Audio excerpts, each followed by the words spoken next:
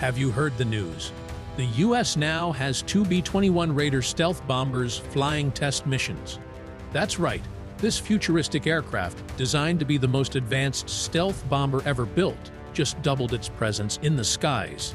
The second Raider lifted off from the legendary Plant 42 in Palmdale, California, and touched down less than 25 miles away at Edwards Air Force Base, where it joined the first prototype for joint testing.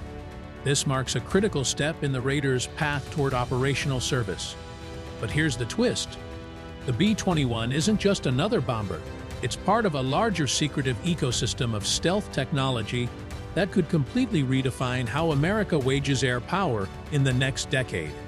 Northrop Grumman has already produced additional airframes like G1 and G2, which will never fly but are used for ground-based testing. Meanwhile, multiple more B-21s are believed to be in different stages of assembly inside the classified walls of Plant 42. And now the program is entering its most important phase: mission systems testing and weapons evaluations. The gateway to real combat readiness. But here's what's shocking. Unlike past stealth programs like the F-35 or even the B-2 Spirit, which faced massive overruns and painful delays, the B-21 has so far stayed on schedule and on budget, defying almost every expectation. Back in 2015, when the contract was awarded, the projected price tag per bomber was $550 million, about $762 million in today's money. Yet current estimates hover around $700 million per unit. Imagine that. In an era where military projects almost always balloon in cost, the B-21 is actually coming in cheaper than expected. One reason is Northrop's cutting-edge digital engineering, where systems are tested virtually long before hardware is built. But don't be fooled. Northrop has still absorbed over $2 billion in losses tied to inflation and factory upgrades. And strangely, that's not a bad thing. It sets the stage for faster mass production later. There's also a hidden advantage. Many analysts believe the Raider borrows heavily from the ultra-secret RQ-180 stealth reconnaissance drone, which entered service around 2015.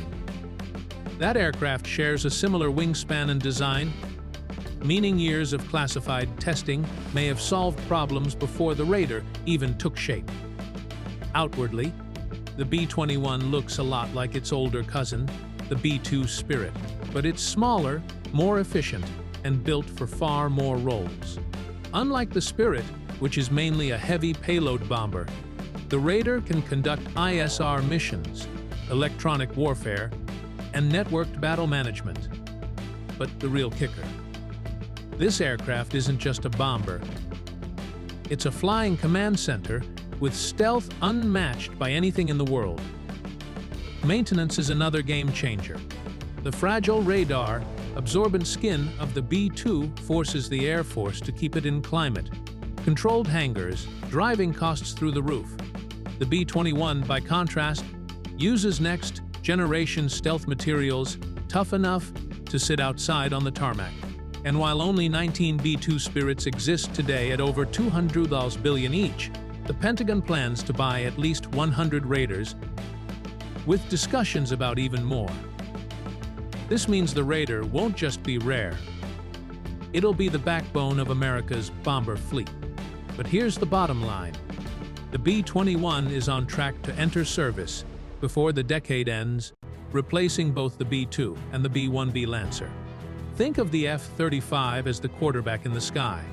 In that case, the Raider is the offensive coordinator, controlling the entire playbook with unmatched stealth, sensors, and strike power. And this is just the beginning. The B-21 Raider could rewrite the future of air combat. Want to stay ahead of the curve? Hit subscribe and turn on the bell. You won't want to miss what's coming next.